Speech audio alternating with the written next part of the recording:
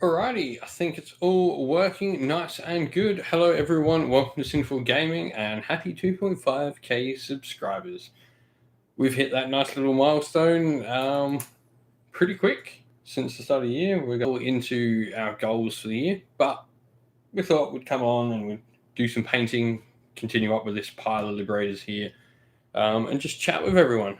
So hope you're all doing great and dandy. Hope everyone's doing well.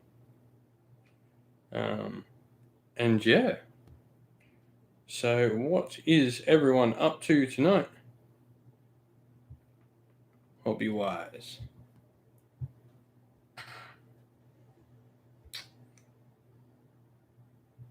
Just double check everything's working all nice and proper.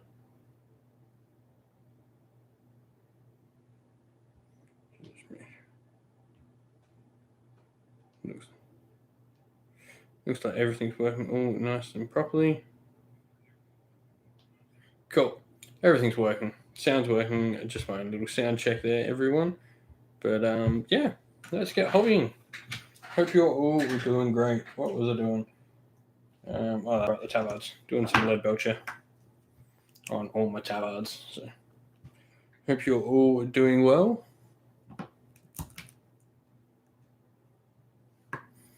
And if you're doing any hobby, let us know what you've been working on lately. We're just filling in all our tabards here. Light mail stuff that's in the middle of these tabards. It's going to be nice gunmetal color.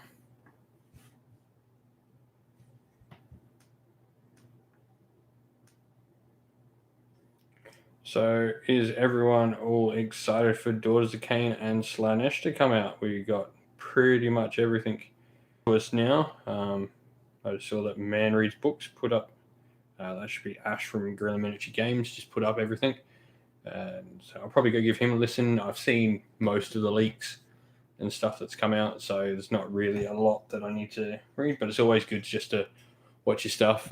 Jerome Nasir, thank you to you. I mean, you've been nothing but a fantastic supporter of the channel. Whenever you can, always see you commenting and liking everything. So thank you very much, mate. Your support is much appreciated. And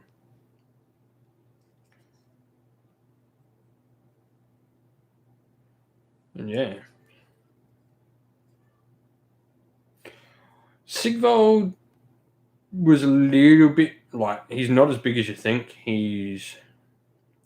I think roughly looking at him, I think he's about the size of like Catacross himself, like the actual Catacross, not the entire diorama, but I think he's about the same size as Catacross himself. So I think that's how big he is. Because they had a picture of him and he's near like the Light of Eltharion, and he's not that much bigger than Eltharion. So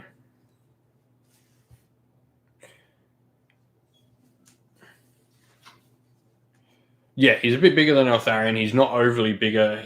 I think he would be like about the size Celeste. That's exactly who I think he is the size of. Actually, that's a perfect example. He's like a Celeste size model. Yeah, the twin Damon people. Morning there, Board Game Buff. I'm pretty sure that is James, if I've got my things correct. For some reason, the little icon's not coming up, so I can't tell. But I'm pretty sure I know who that is. I hope it is who I think. Yeah, thought it was. So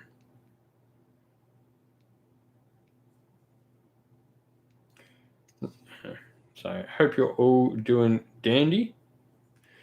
And yeah. The one I was surprised on the price of, though, is the big guy. The glutton dude. He's really cheap compared to what I thought. In Australia, he's only $190 in Australia. That's actually really cheap for that sort of model in Australia. Considering the Mega Gargants were like $320. So he's rather cheap. I was fully expecting like $260 plus for him. Just give me a sec. I'm trying to find if I have another pot of lead belcher, because this one's almost out. It should be somewhere. Yeah. I think that's the other one. Oh no, this one's got paint in it. Cool.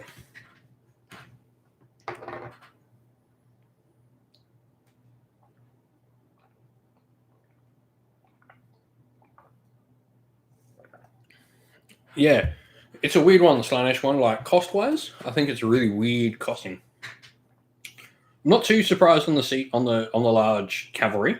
They're much larger models. Them, I'm not really surprised. They sort of hit the mark. The normal characters sort of hit the mark.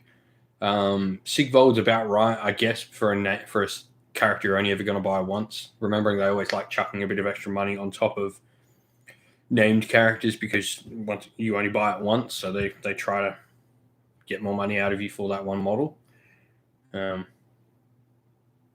Yeah, I think Glutos is definitely much cheaper than I was expecting, which I'm happy about.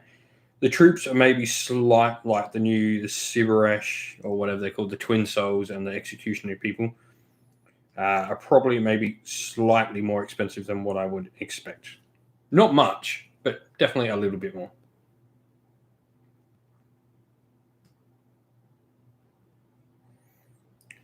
But the majority of it seems pretty well in range. I was quite happy with the endless spell cost for Daughters of Cain. They seem pretty well costed. I think I did my pre-order. I got both battle tomes, the War Scroll cards, the Daughters of Cain, endless spells, and Sigvold.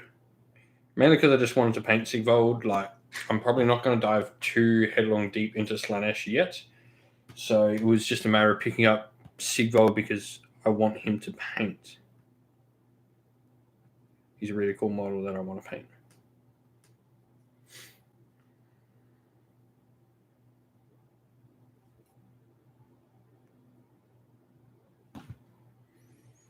So, yeah.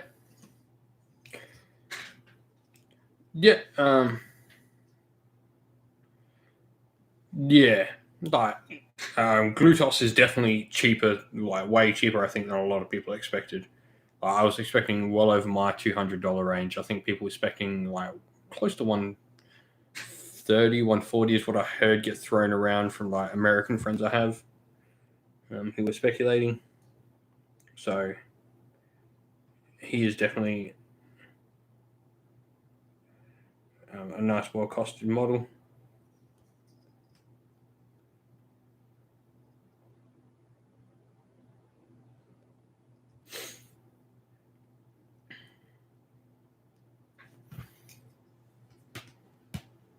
Yeah, and that's exactly right. Like I thought he was around the techless mark.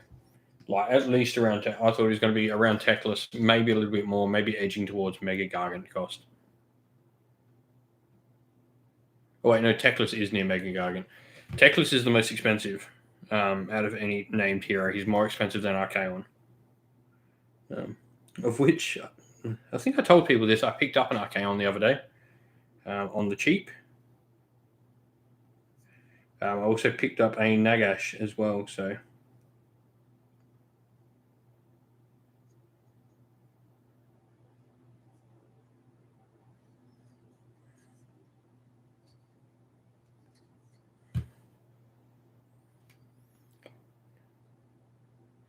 hey, Jams, nice to see that. Thank you very much, mate.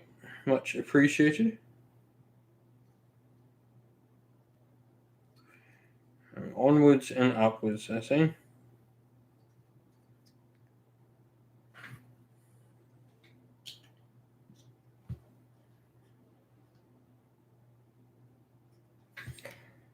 We're just chatting a little bit about the new models that are all coming out from Games Workshop. Yeah, I'm really keen. I'll probably get my Daughters of Cain painted up at some point soon.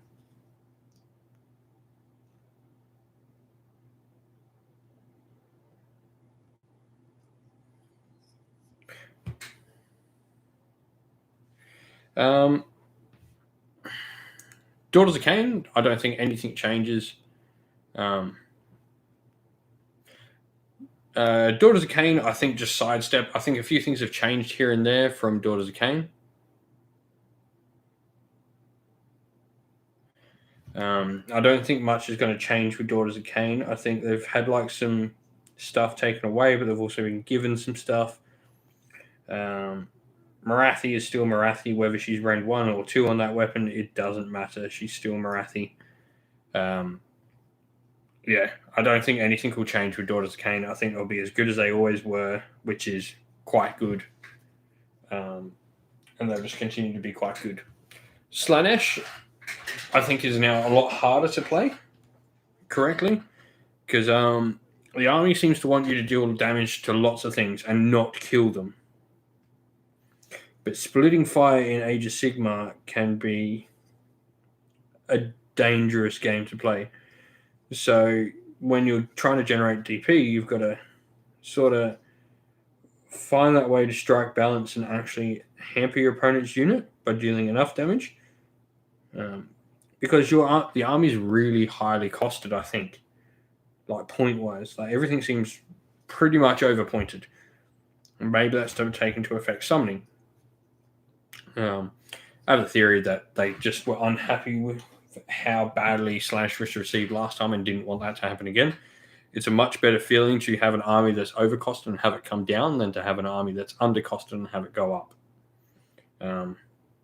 So on the side of caution, it's likely they may have put the army's generic cost up.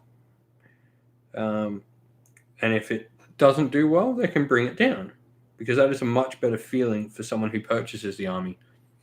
9-inch charge Dan, hello there, mate. Hope you're well, buddy.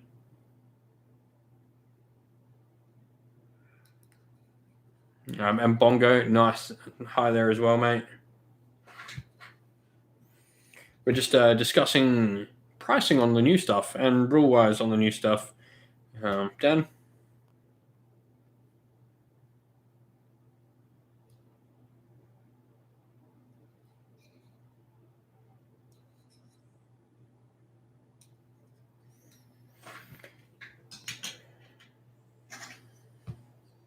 I am painting more Liberators. Always more Liberators at the moment.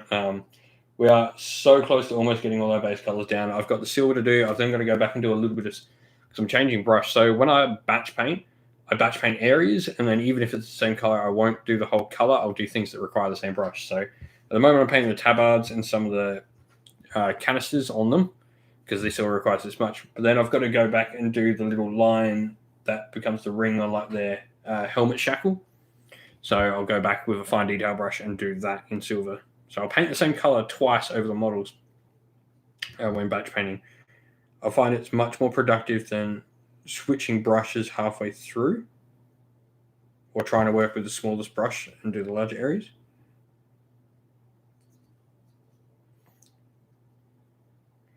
The same with the gold. I've done all like the major areas of gold, but I've got to go back and do these smaller areas of gold after this.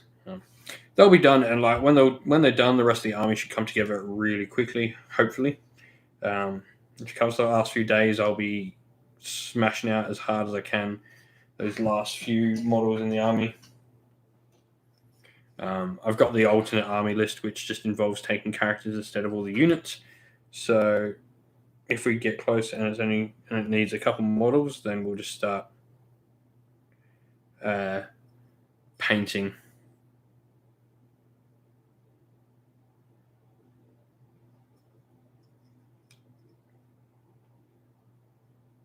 Sigvald offensively is really good. I think defensively, he's in trouble. Like, Eltharion will beat him in a fight. So will Gotrek, but Gotrek will beat anything in a fight. So, but he doesn't have the defensive benefits that like Eltharion does. So Eltharion is ethereal. Eltharion doesn't have a negate wound, so Sigvald's weapon is not actually affecting Eltharion. So Eltharion will negate wounds and then halve damage on top of that, and is -1 to shoot at. Eltharion is much, much tougher, and when they haven't charged, they're about the same damage-wise. In fact, I think Eltharion averages out a bit more. And Gur, nice to see you there, buddy. I love the model. Like, I think Sigvold is one of the nicest models they've done in a. They're just knocking out. I can't even say in a long time because they're just knocking models out of the park, like Eltharion, Sigvold. For me, Sigvold has a chance to potentially win Model of the Year because he is so popular a character. And that model is well remembered by people because it was very often used in 40k as a Chaos Lord of Slaanesh. So, and even as a character, Sigvold is fantastic. I like that they've brought him back because I think he's a really interesting look into Slaanesh as a god. He's not the whole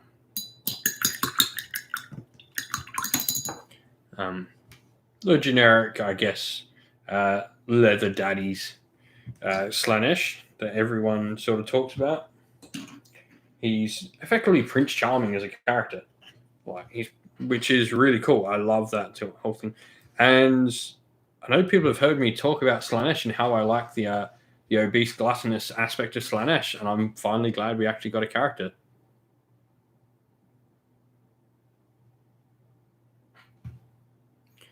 Gotrek also halves your damage as well. So it all depends. Like, he might deal with Gotrek, but yeah, he will lose to Eltharion. It's really interesting though, because Gotrek will beat Eltharion because Gotrek will outlast Eltharion in that fight. Eltharion will beat Sigvold because Eltharion doesn't care about ward saves. He's all about being ethereal. And so we'll just outgrind Sigvold. But Sigvold will beat Gotrek, like you're saying, because he doesn't care about ethereal. So it's a really interesting sort of like circle of the three characters.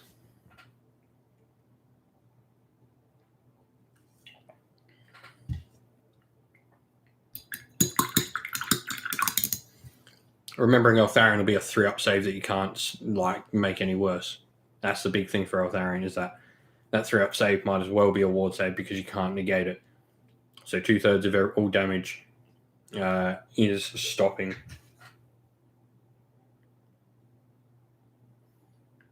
So on average, Sigvold's not doing much to Eltharion.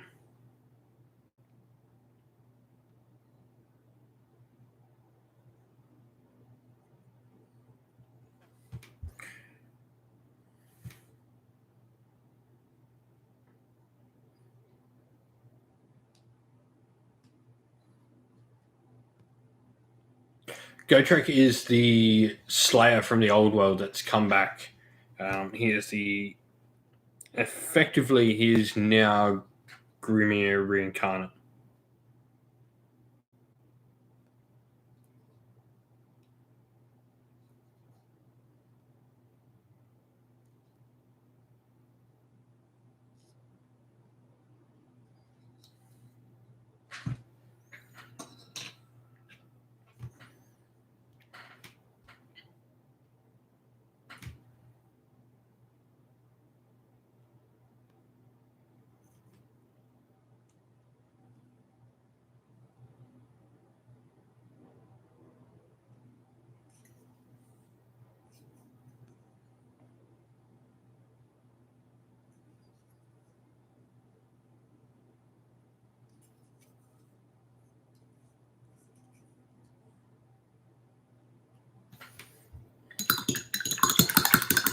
Yeah, Gotrek is a fantastic.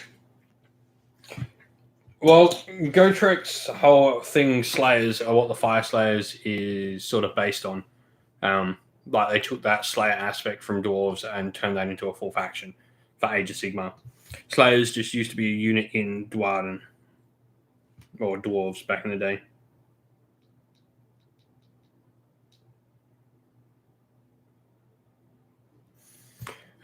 Thanks, Kalen. Nice. Nice to see you here, buddy. Thank you very much.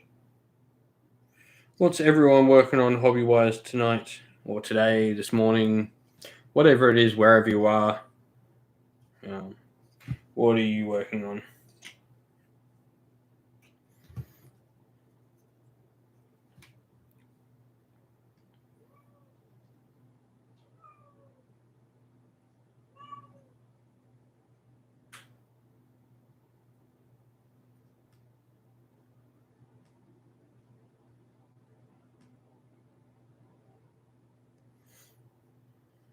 Ungors, nice, Bongo. I gotta get me some Ungors. I've got a little Beast of Chaos Force painted up, but I don't actually own any Ungors, so over the course of the year we might add to that Beastman Force and try and get it up to 2k. It's about 1,000 points painted up now.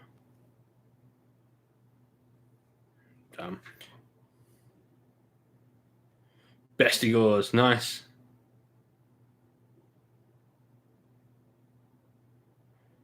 Dark Elves, Jerome. Deathwatch Keep Bash. I love Deathwatch. They are one of my favorite factions. Probably my favorite faction in all of 40k, to be honest. Big fan of Deathwatch.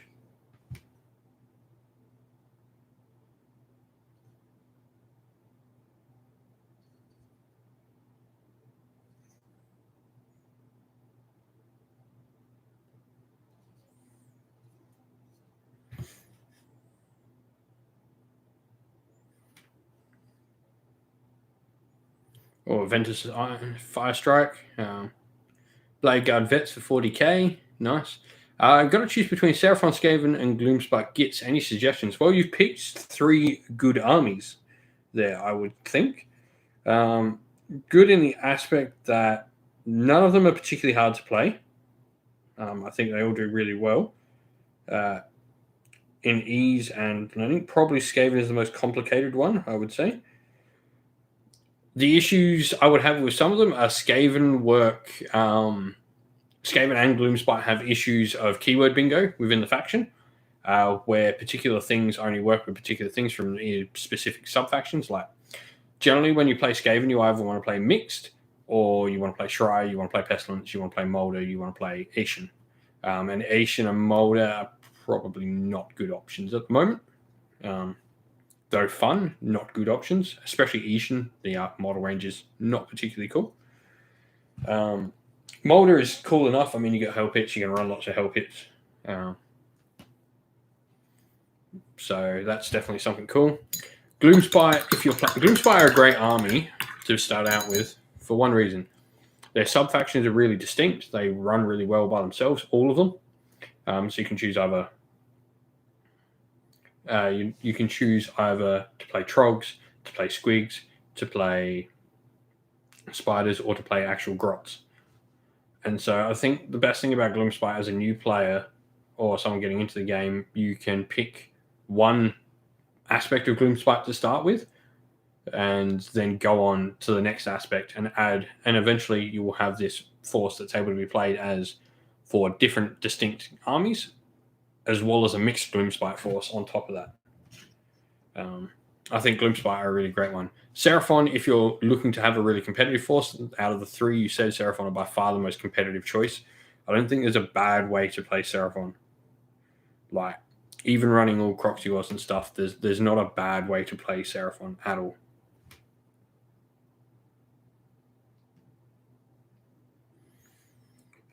If you're looking for something nice and easy that's tough and tanky, Saurus Heavy Seraphon are really cool. I've actually got quite a few games on the channel against my cousin who plays with his Seraphon. He's just learning as well. He used to play fantasy with me back in the day. That's why he's got a decent collection.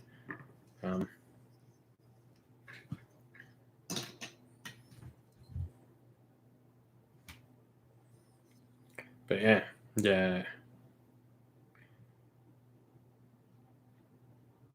Yeah, and Horde definitely comes into it because all 3 armies you've said can be quite a lot of models.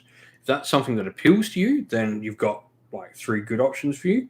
But if you're looking to maybe start with something more low model count, Seraphon and Trog heavy Gloomspite are probably the ways to go. Squigs are probably the funnest thing to play, I think, out of any of the options you did. Squigs are fun to paint, fun to play. Everything about Squigs is fun. I painted up my 10 boy and grot bounders for my Gloomspite Gits army, and I just want to do the whole Squig army now. I've got a Loon Curse box sitting over there still that needs to be built.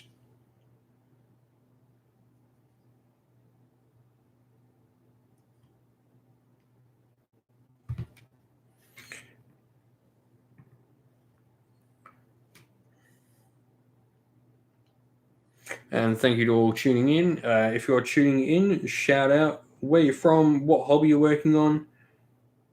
And don't forget to come join us in the Discord server as well if you're here chatting with us. I think most of the people in the chat currently are in our Discord server. A bunch of great people in our Discord server chatting all the time. Also, if you're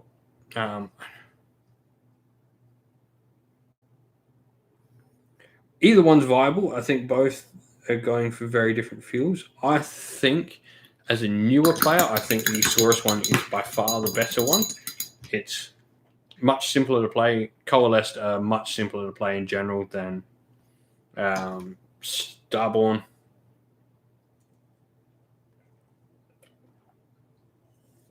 You also need a lot less because if you start playing Starborn, you start needing summoning stuff as well as your actual models. So there's that to consider.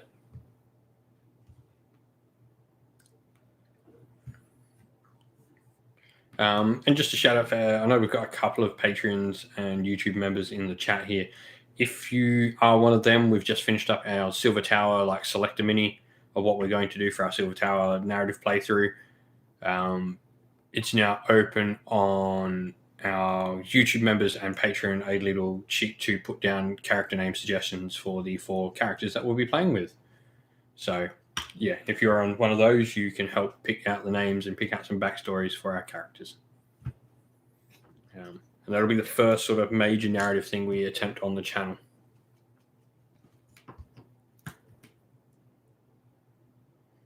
Yeah, skinks are still great. I think that skink one works. Like the Bastillodon's a really good one if you're going for like thunder lizards. But I think playing Coalesced, I think the other one gives you more, and will give you like funner games. Like skinks are good, like really, really, really good. But they're also a very unpopular choice to play against at the moment, I would say. Which isn't a bad thing. If you're aiming to play competitively, go for that. But yeah, just that's something to consider, that they are currently the S tier army that's knocking around everyone in the meta. So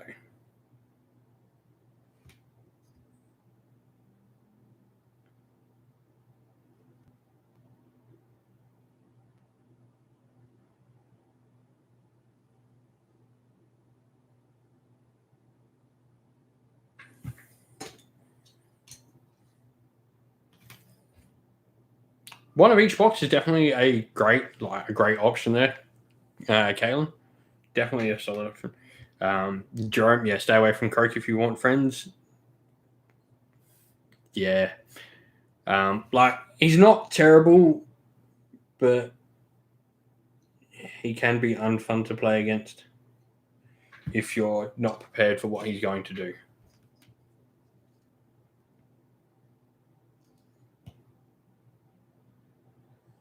These are all things to consider when playing in your group. It's like, what is your group all about playing?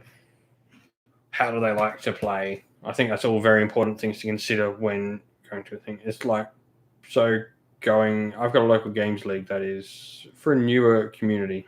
Now, I played my first game, and I got, funnily enough, me and probably the other most experienced player, we got paired up. So we're both actually going to SAGT, so it was actually a really good time for us to get paired up because we could both take like tournament ready lists and go ham on each other. Came out on top of OCR Bone Reapers, which was cool. With some good practice because I'm pretty sure I'm going to be playing OCR Bone Reapers round 1 on SAGT. I've got a grudge against Clint from Heralds of War podcast. If you haven't listened to Heralds of War podcast, go give them a check out. Clint is an awesome dude. Many of you might know him or know his work more as the guy who runs CanCon, the largest Warhammer Age of Sigmar event in the world.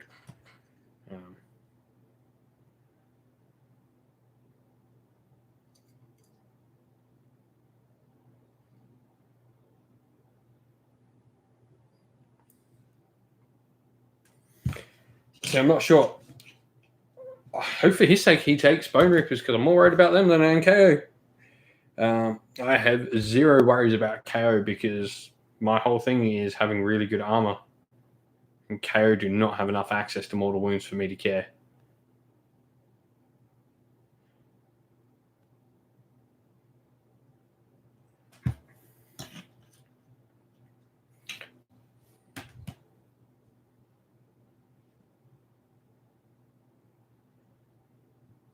Catapults, so not awfully worried about them. I've got an artifact in my Stormcast list that he has to roll. So the whole army has to deploy within 12 inch of the Veritan in the battalion. So that sort of spreads out onto a couple of objectives on the board, and the idea is to hold like the majority of objectives for longer than my opponent. So therefore, I get enough points that I win eventually without them knocking me off. Now, catapults are deadly, but I will generally have a 2-up rerollable against them, and they'll be rerolling 6s to hit because of an artifact I've put on my general, which is the Veritan.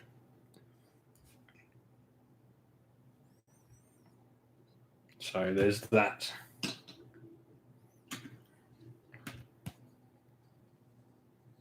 What army do I think will release next? Well, I think the obvious answer for that question is Soulblight Gravelords. What do I want it to be? Carnothi. Anyone who's watched long enough, while they know I love Scourge Privateers, I'm a Wood Elf player, like a long-standing Wood Elf player. So I would really like to see a full Carnothi army. I think it's the dream. Oh, nice.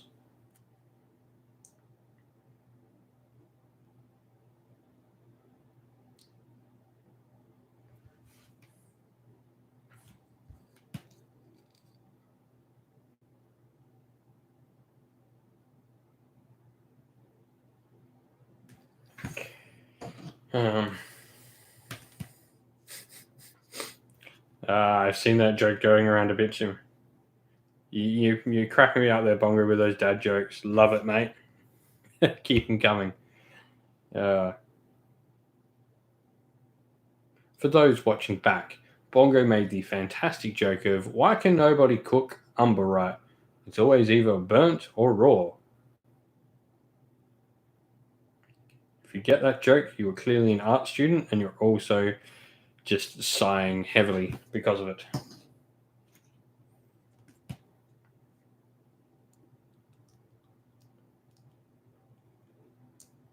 Oh, awesome. I got the expansion for Silver Tower, which gave me all the cards for the extra characters that came along in JR4. Hello. So I've got all my characters, all my bad guys painted up there. You can see them all there. You have any idea how hard it is to point to something behind you?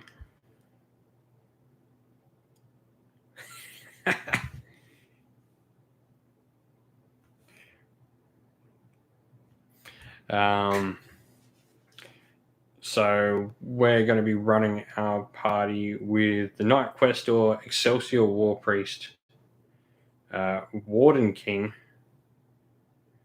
and Blackout Fleet Master. I mean, as soon as I put the Blackout Fleet Master up, I'm like, everyone on my channel is going to vote for Blackout Fleet Master. No one else is going to win. I was hoping the Nomad Prince might get in there, but he didn't, unfortunately.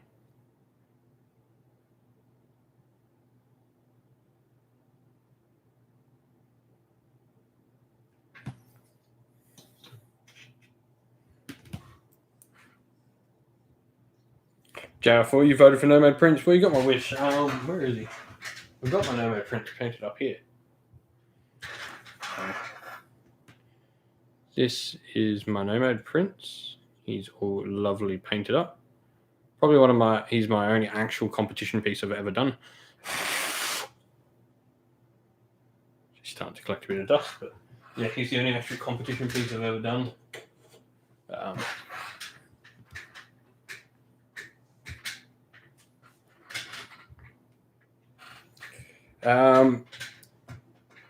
Smaller games, fun and balanced.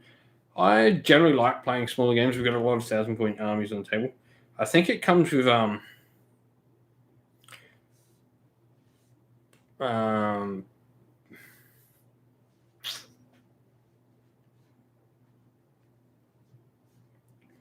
Nick, yes, I almost certainly be picking up Curse City. I've already told my local game store when they are allowed to place pre-orders for anything Warhammer Quest to put one down for me. I have sort of a good relationship with my local game store, knowing that I get a lot of the pre-releases for stuff. So,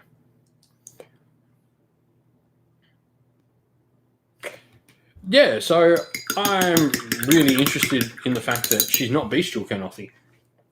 Someone put a really good tweet up on Twitter about and commented on one of the posts I put up in the Kernothi Facebook group about, like, well, maybe it's because she's from Ghyran, so she's not all bestial like the ones from Beastgrave, which are from the realm of beasts, from Gur. So I'm like, that's interesting. But I think they found their own like aesthetic. Like they're going for very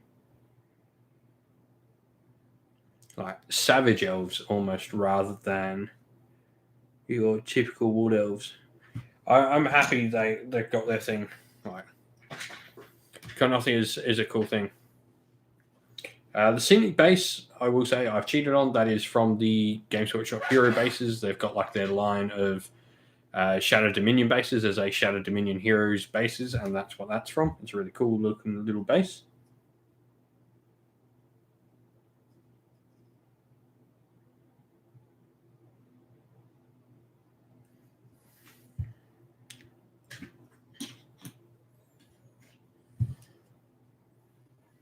Cheers.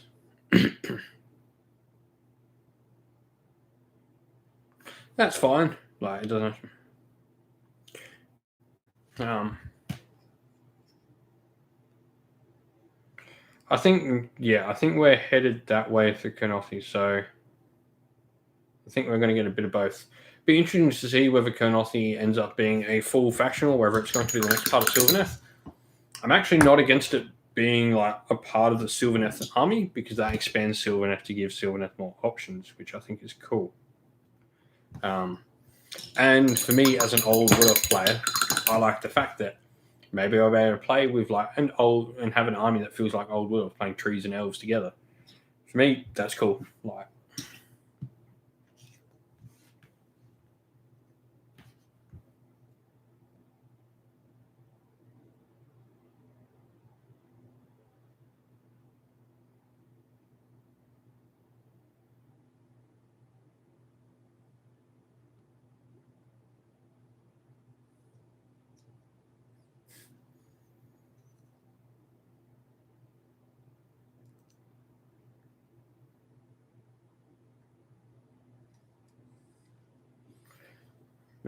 yeah, I'm really keen for Curse City.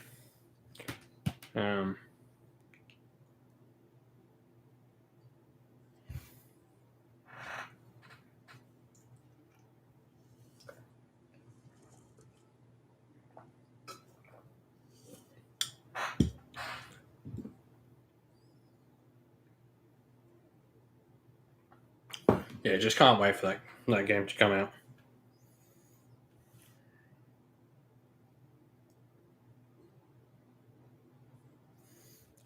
Sounds pretty awesome there, Bongo.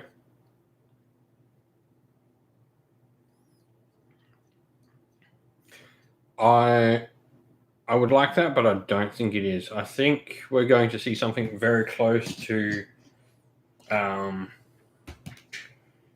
Blackstone Fortress. I think that's what we're going to see. Something very close to that. Blackstone Fortress, if you haven't played it, is a fantastic little game. I might try and pick it up again and do a solo playthrough of Blackstone as well, if I can find a set of it.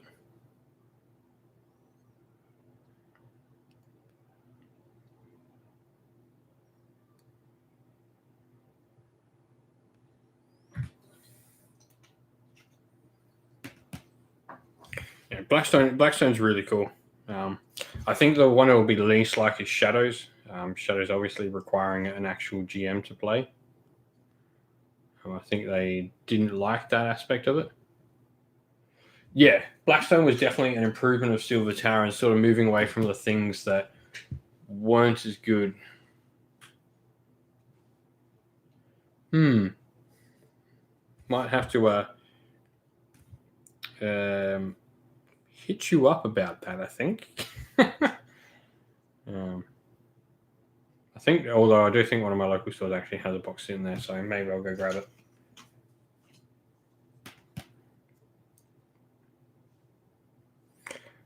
No, I think wanting civilian models. I think civilian models are always the most interesting thing that they release. Like they're always really popular when they release little non-war models. Like I just look at Johan, and that model is so wanted by everyone.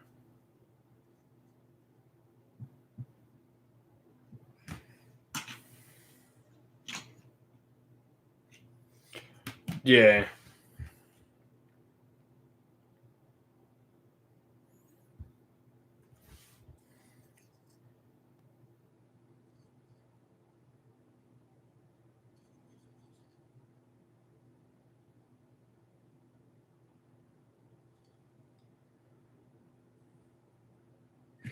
So Johan actually comes in the Man Crusher Gargant kit. That's where you get him from. It's in the small giant kit.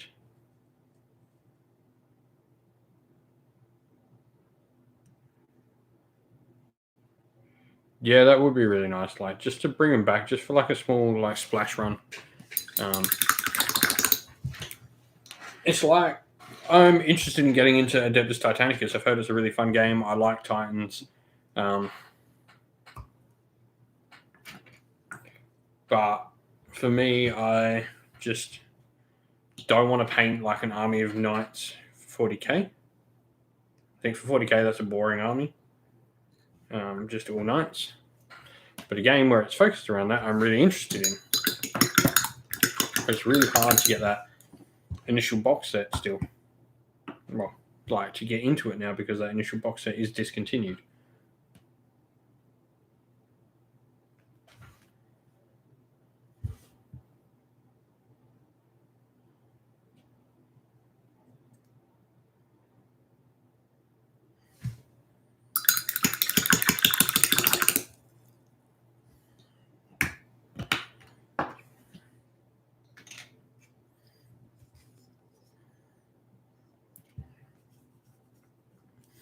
So once we've done this little bit of silver, we're then going to go back and do a bit of gold, mostly on the tabards, and then we've got to pick out 2 different colors of belt buckle and then the shield symbol, and then we can start applying washes.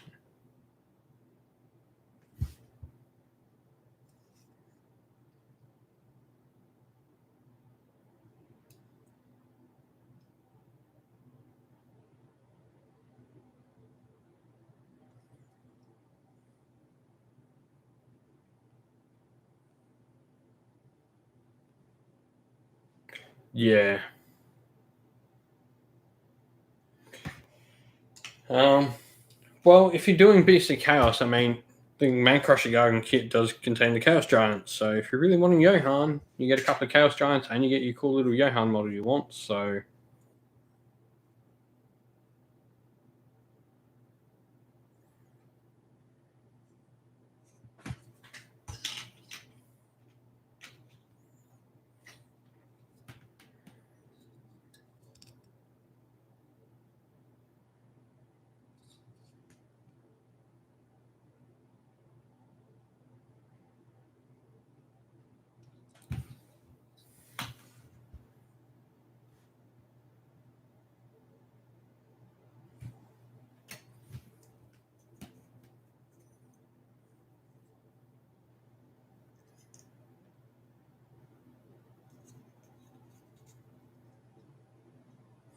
nice.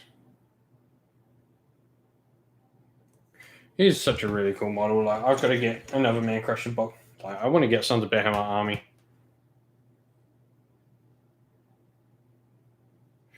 Beasts of Chaos. I really enjoy painting up my Beasts of Chaos. I want to do more. Got a couple of chariots I got to finish, and I've got to paint up my Herdstone, and then they'll be good for some games.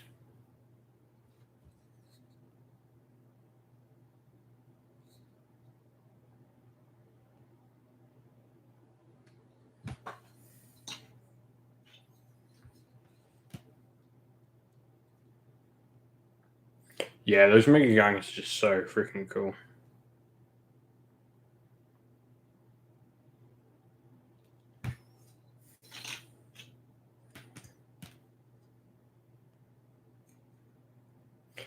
Yeah, they've got a lot to them, which makes them nice centerpiece models because they've got so much going for them.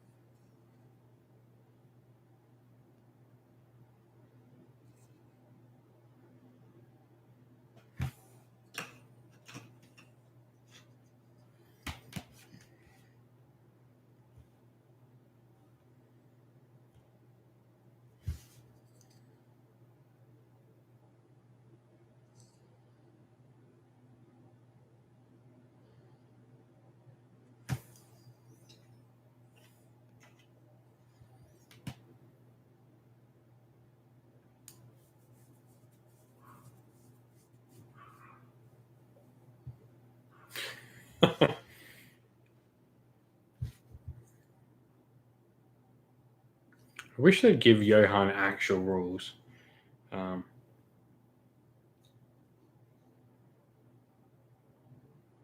give him a war scroll. Make it funny. Make it fun. Give me a Johan war scroll.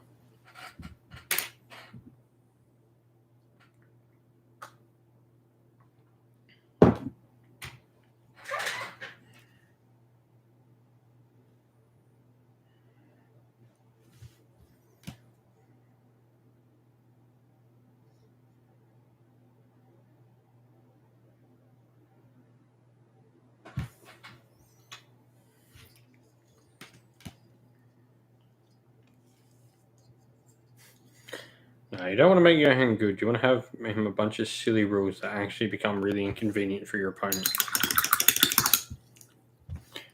Like, because he moves in a certain direction, the closest unit has to actually move and follow him because they're like hunting the dude that's fleeing.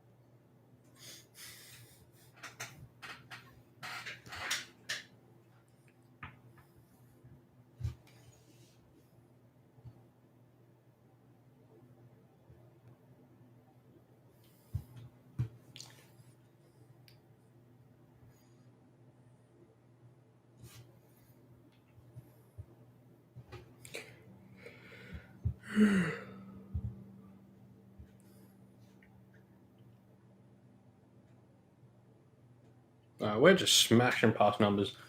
Already up to, what is it, 2,523. We're well past that 2,500 mark already. It's been like an hour.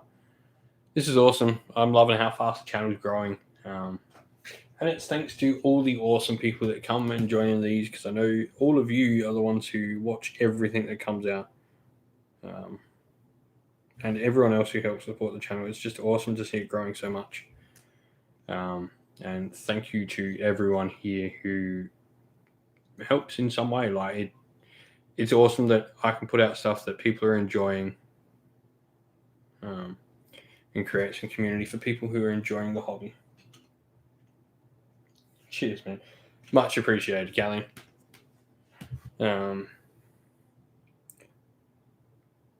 So yeah, like the aim with like the Silver Tower, so to get into that, is people have known I've wanted to do narrative content for a while. So the aim of Silver Tower is more for me to, before I can involve other people helping make campaigns and stuff, I need to know what I'm going to do to build narrative and like learn my trade effectively, learn what I want to do. And I think the best way to do that is play a solo Silver Tower playthrough, where I can build up the narrative of these characters. So for me, that's what that's all about. And that narrative stuff, I've always promised to people who support on Patreon and YouTube members, is going to be something that they can help create as well. So they're going to be in on the names for at least Silver Tower to begin with. So I'll help pick out names and stuff like that. And as we start doing more and more, there'll be more and more stuff for everyone to get involved in. I won't leave everything always to like patrons and stuff like that. It's like the voting for what characters actually are getting played is just done by the YouTube poll.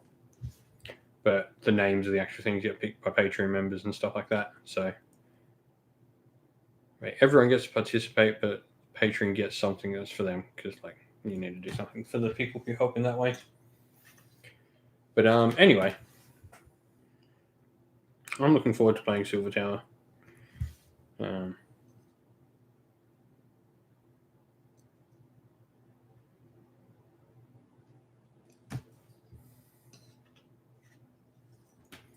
Once I've got these Stormcast painted up, I've not got much to do to get like a Thunderhead Brotherhood done. I'm going to try and paint up a Thunderstrike Brotherhood, so the original Stormcast box set.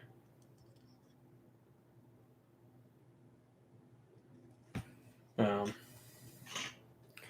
that up and we'll start doing that, and we'll have that verse.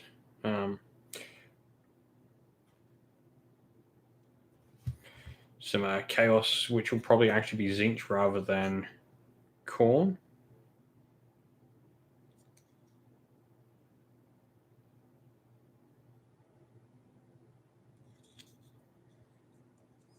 But we've got ideas for like a few different campaigns.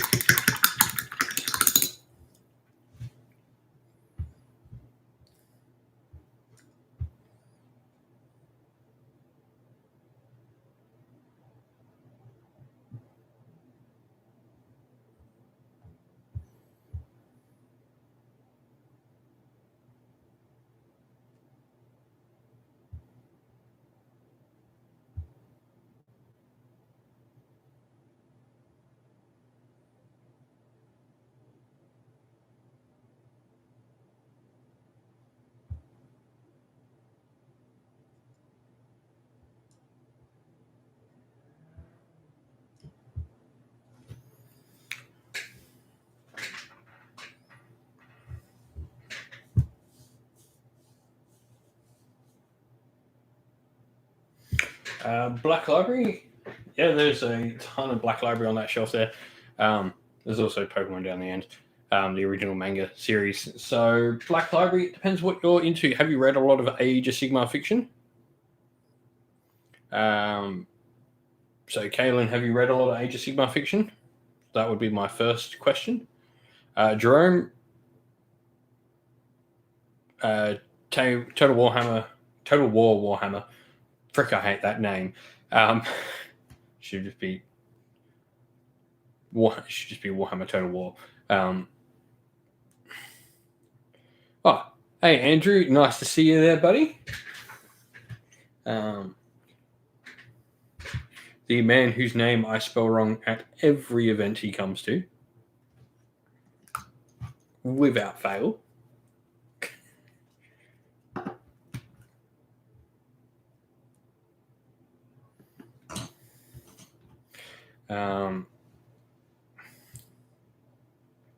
Or Total Warhammer, yeah. It just sounds better. I just hate Total Warhammer. It annoys me.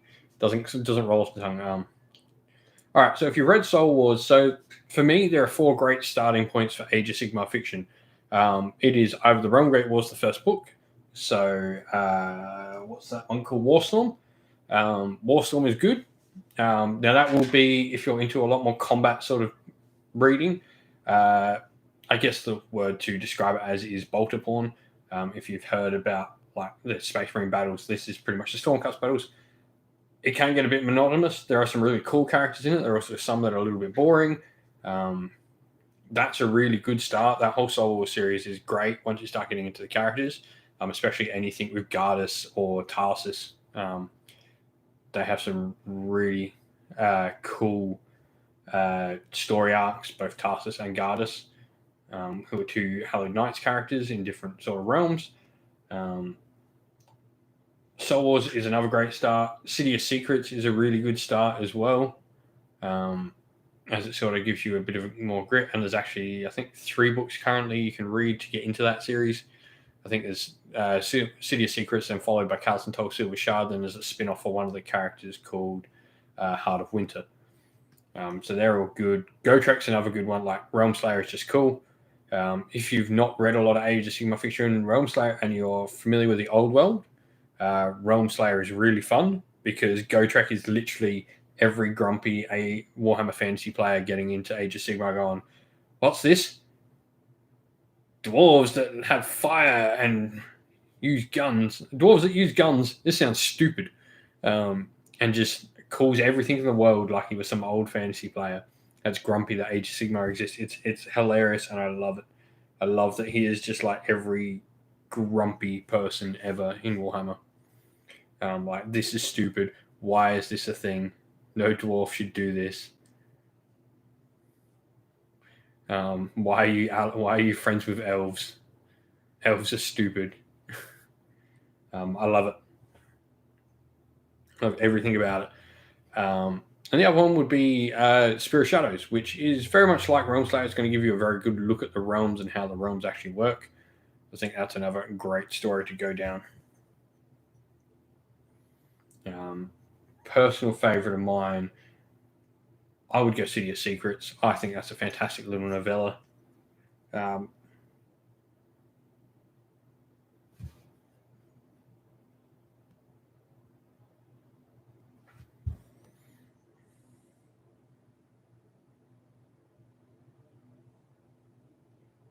If you're interested in Black Library, we have a whole section of Black Library reviews on the channel as well. If you're interested in maybe learning a little bit about some books and having a look, there's also a video entitled Getting Started with Black Library Fiction for Age of Sigmar.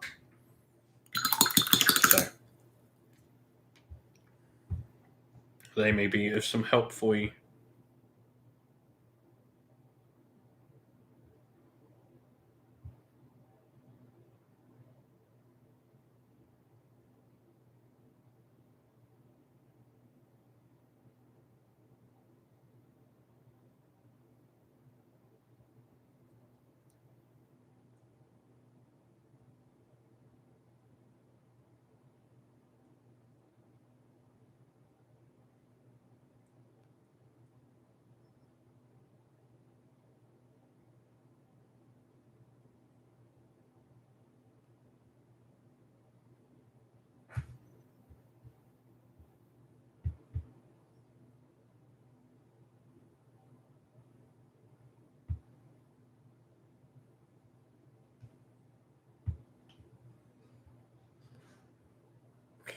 Sorry about that. Just having to do with something on one of the Facebook groups. Always something to do on one of them. I'm sorry. Anyway,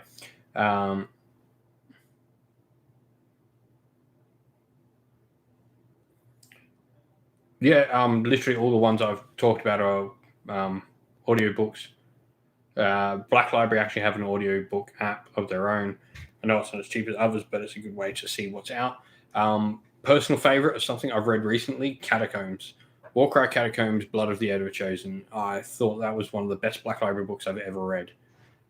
It's a first novel by a guy called Richard Strachan, who it's his first book for Black Library, and it is a 10 out of 10 for me. I think it is honestly one of the best Black Library books I've read in a long, long time.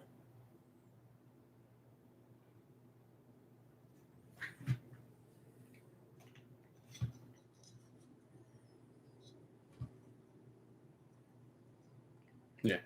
Um,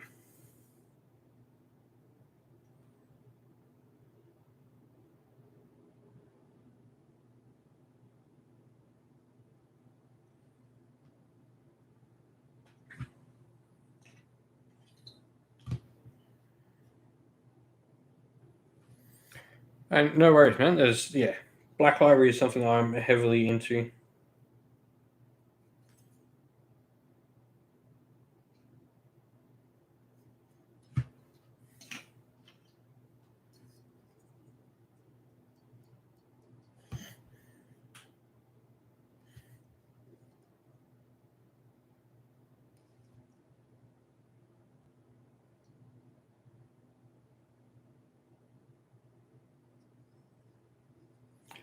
Yeah, I read a ton of. So I read Warcry Catacombs, Blood of the Ever-Chosen was audio. That's how I listen to it. I generally listen to audio when I'm painting or when I'm doing other work. Um, Editing and all that sort of stuff. You need something to keep your mind going at that point.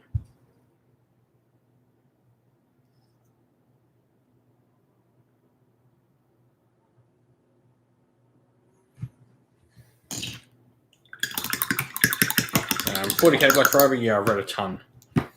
I can't say I've read a lot of $40K Black Library recently, but I do have some very good, fond favorites.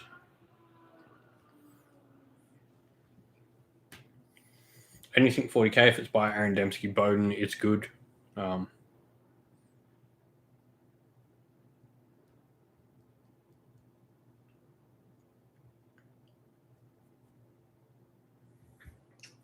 on to the next goal.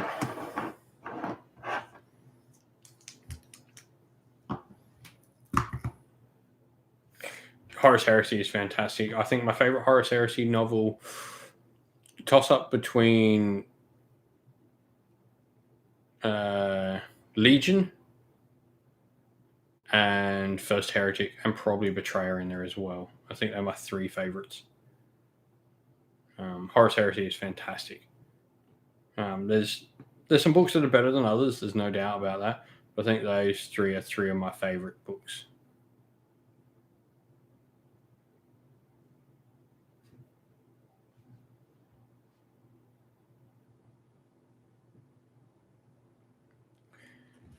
See, I'm not a big fan of either Space Wolves nor Thousand Suns, so that book probably didn't resonate with me as much as it did some other people.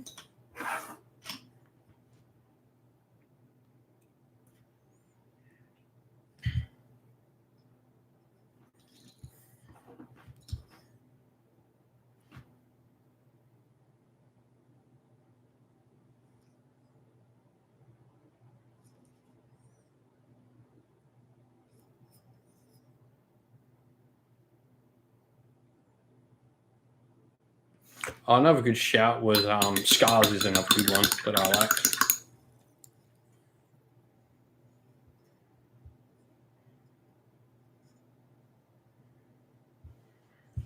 It's another one I was a big fan of.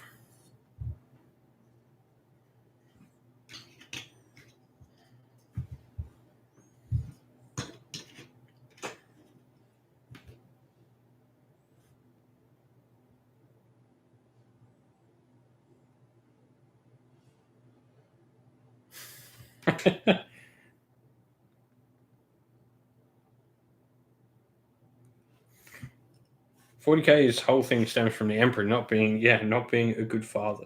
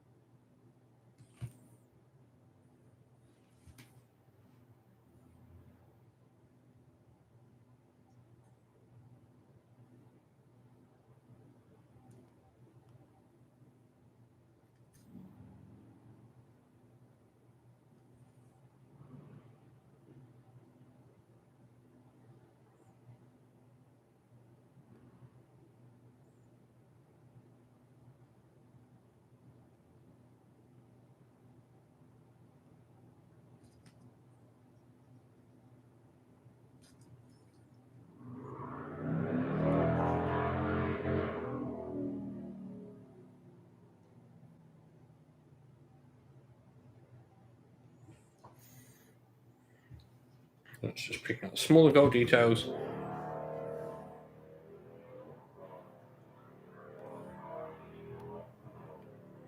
Arnold, thank you very much, mate.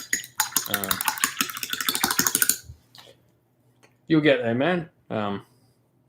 Consistency and positivity. Two key things to creating good content.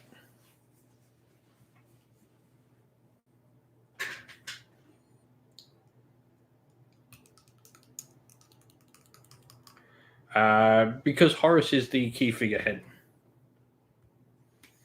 I won't spoil anything, but Horace is the figurehead of the heresy.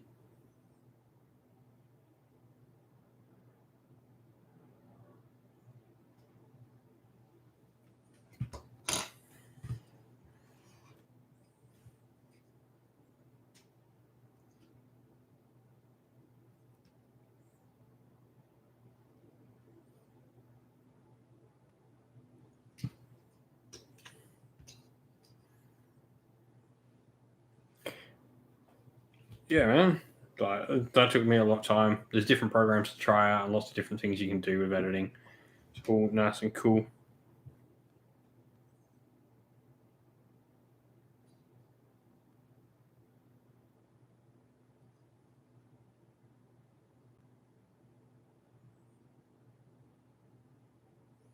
Most important thing about creating content, though, is make sure you enjoy yourself.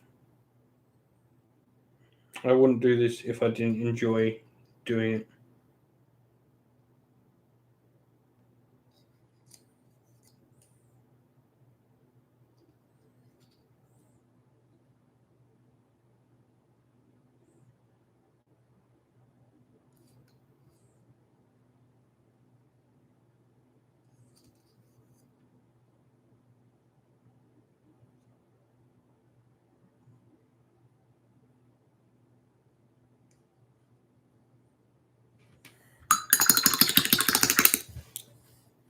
So now we're starting to paint the belt buckle. So Stormcast are actually distinguished by tabard trim and belt buckle. So generally, I've got to do a whole video on this one day on like how Stormcast actually determine all the different retinues, because a lot of people know how Space Marines do it and all that sort of stuff. There's not really much talk on like how Stormcast do it, and so I've been reading up on it. So I think it'd be a really cool video on Stormcast colors. To do up a video like that on like how Stormcast use all the different.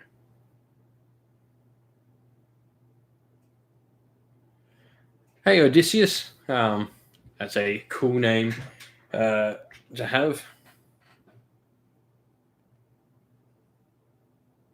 DaVinci Resolve. So yeah, I use one called Caden Alive. Cool little program. And OBS, Open Broadcasting Software, or Studio. So you're thinking of starting a Cities of Sigmar army, Odysseus, but there are just so many cool options and themes to explore. Cities of Sigmar is a big can of worms to open up. My thought for starting is pick a sub-faction, start with that, and expand upon that later, is how I would go about starting Cities of Sigmar. For me, at the moment, I'm painting up some Stormcast Eternals. The army list I've been running in the few of the latest bat reps on the channel. We're actually painting that army up.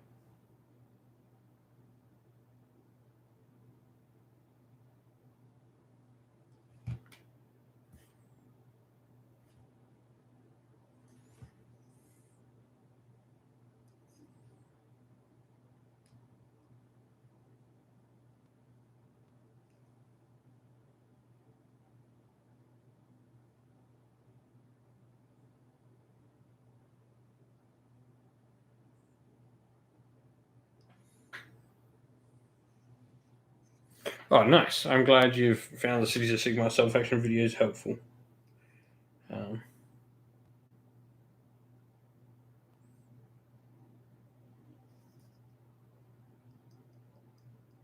to go back and take another look at Cities of Sigmar as well in like a different sort of aspect. Rather than looking at the sub-factions as they're printed in the book, I plan to go back and have a look at like how you can play an army based on race and start an army based on race.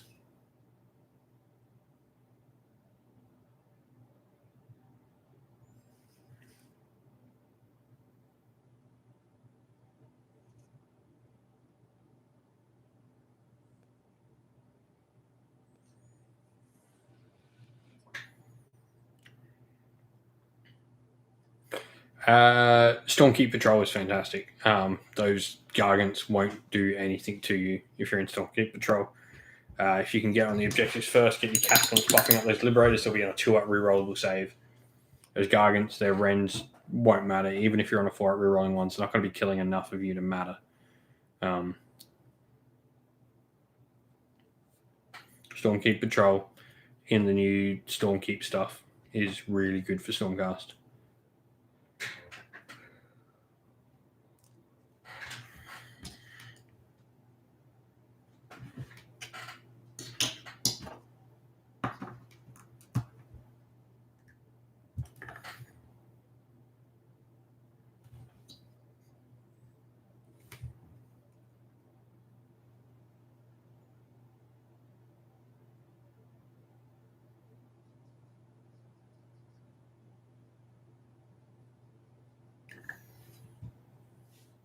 So in Broken Realms Marathi, Stormcast got a bunch of updates that allowed them to play as a Stormkeep army in addition to how Stormcast normally play.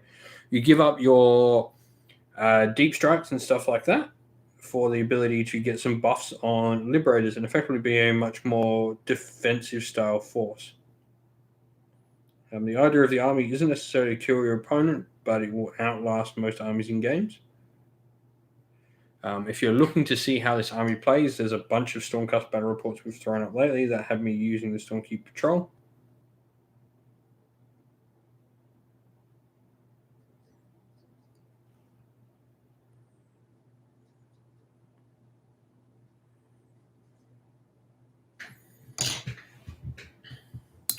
So that may be something to have a worth looking into. So I'm painting up my own Storm host. I've got the Defenders of Sigmar, which is a Storm host of my own design. They're literally painted up like Ultramarines.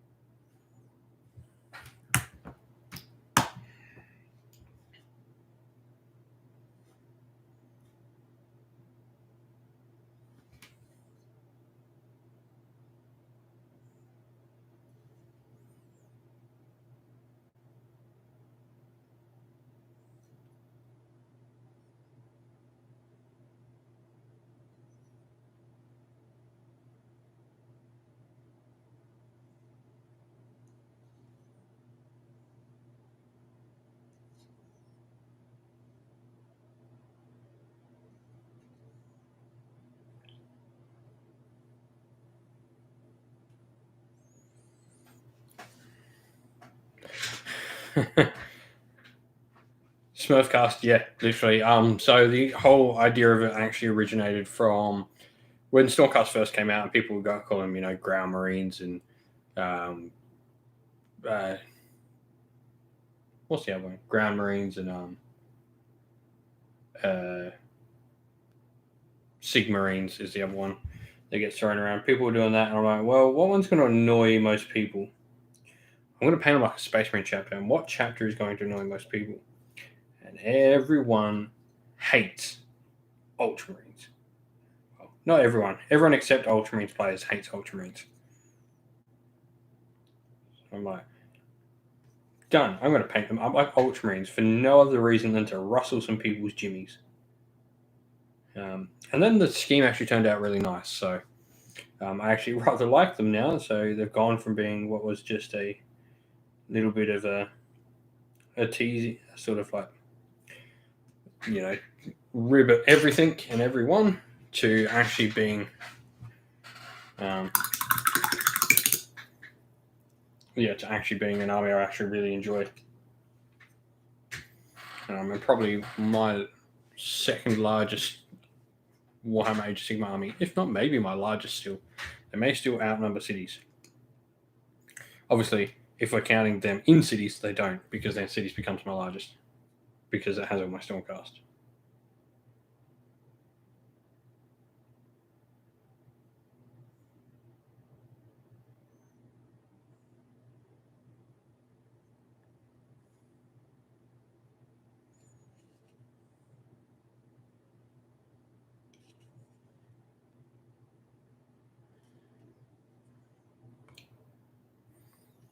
But yeah, this army here just sits and will not move.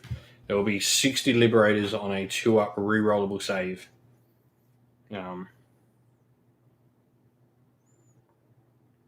At times, you'll be re-rolling 6s to hit them with both shooting and combat. And thanks to the Stormkeep Patrol, they can redeploy at the start of the game, and they will be on the objectives from turn 1.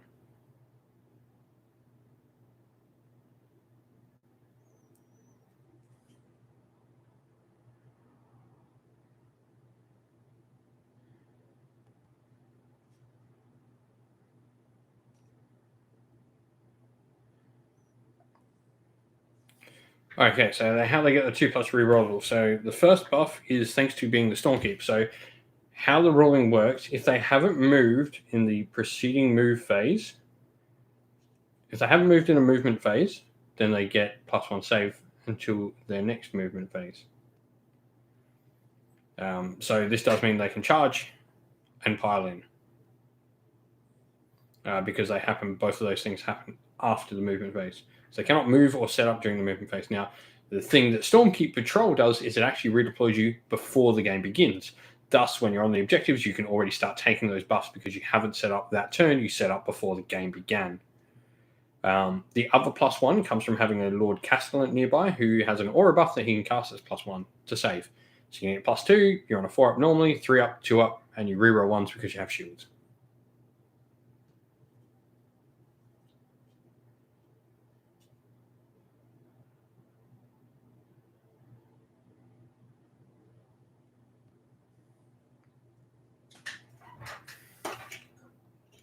The one thing that Stormkeep Patrol does not let you do, though, is you cannot take any Stormcast characters with monsters. Or I don't think you can take any with monsters in any of the battalions. So it's mainly working on your foot-slowing Stormcast. Liberators in it get +1 to save, and that benefit that gives Liberators +1 to save also gives them +1 to hit. No, I'm not using altering decals or elements. I've got my own, which is a hammer upon a shield. So I've got my own decal that I'm using.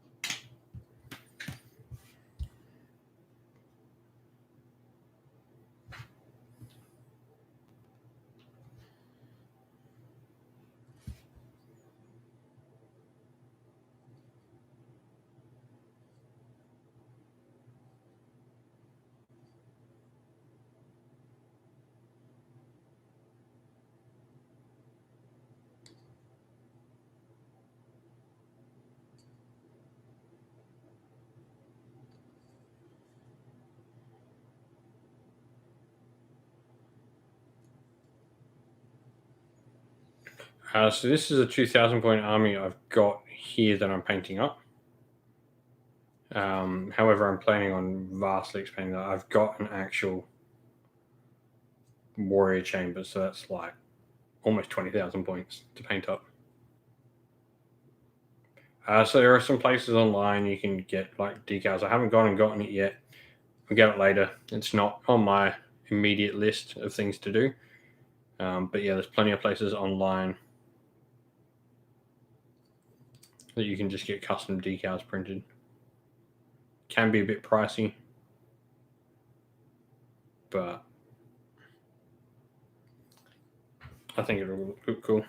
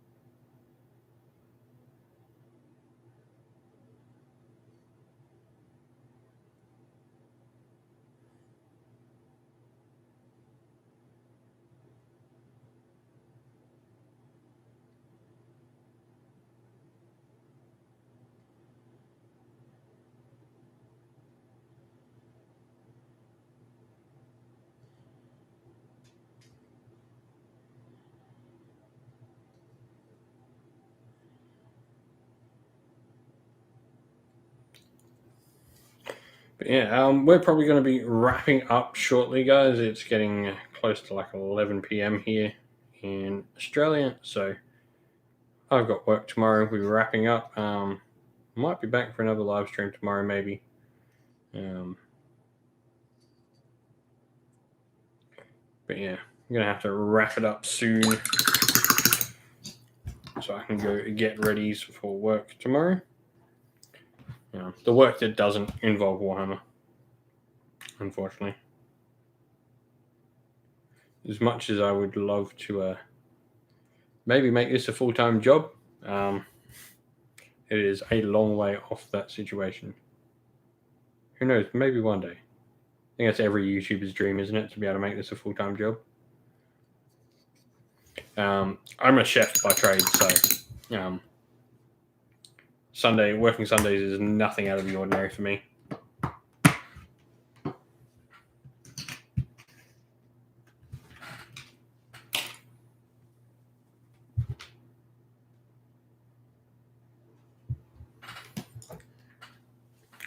Nice. But yeah, thank you everyone for coming, jumping on, saying hello. It's been fun. It's nice that we've hit 2,500 subscribers. It's a quarter of the way to what some people think we can get by the end of the year. I was aiming for 5,000 by the end of the year. I think that's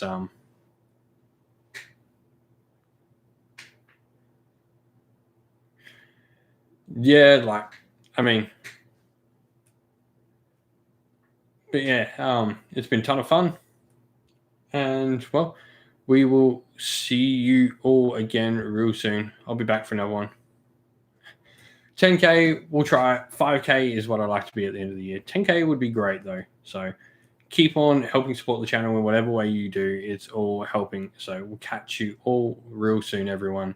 Stay safe, stay well, and most of all, keep fighting that war against the grey. And lastly, a big shout out to everyone who supports the channel via Patreon or YouTube members.